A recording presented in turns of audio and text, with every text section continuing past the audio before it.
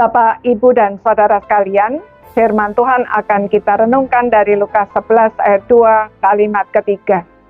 Tetapi saya akan kembali membacakan seluruh ayat 2 demikian.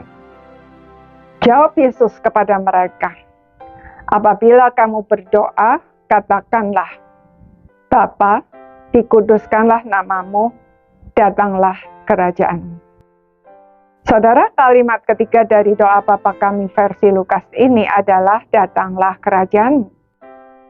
Kerajaan Allah bermakna pemerintahan Allah.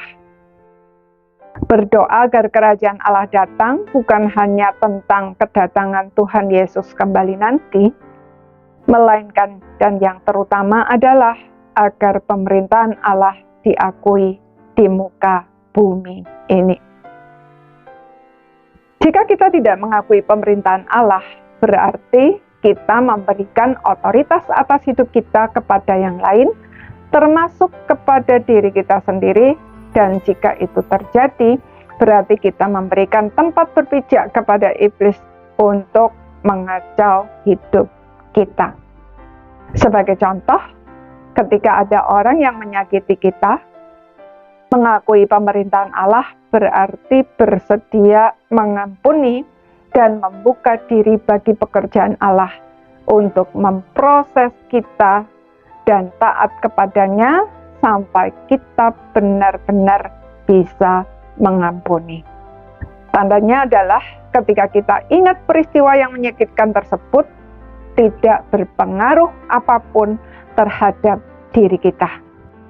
Sebaliknya, tidak mengakui pemerintahan Allah berarti kita memutuskan untuk memegang sendiri kendali atas perasaan marah karena disakiti tersebut dan menolak untuk mengampuni. Jika ini kita lakukan, berarti kita mempersilahkan iblis untuk menunggangi kemarahan kita tersebut dan mengobarkannya dengan jalan mempengaruhi pikiran kita, sehingga kita menafsirkan segala hal mengenai orang yang menyakitkan kita tersebut secara negatif.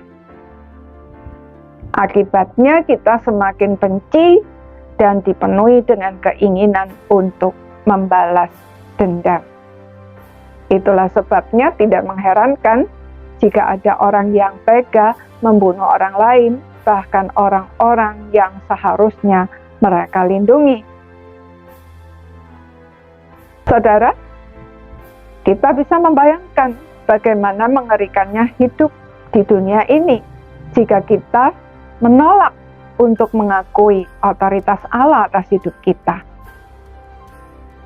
Mengakui pemerintahan Allah atas hidup kita masing-masing adalah satu-satunya jalan untuk memutuskan rantai kebencian dan menumbuhkan ikatan yang saling mengasihi. Dengan demikian, damai sejahtera mendapat tempat untuk tinggal di antara kita. Saudara, kita tidak bisa memaksa orang lain untuk melakukannya. Tetapi kita bisa mulai dari diri kita sendiri dan berdoa agar semakin banyak orang yang mau mengakui bahwa Tuhan adalah pemegang otoritas tertinggi atas segala sesuatu dan menyerahkan kendali atas hidupnya kepada Tuhan. Maka damai sejahtera Allah yang melampaui segala akal akan menguasai kita semua. Amin.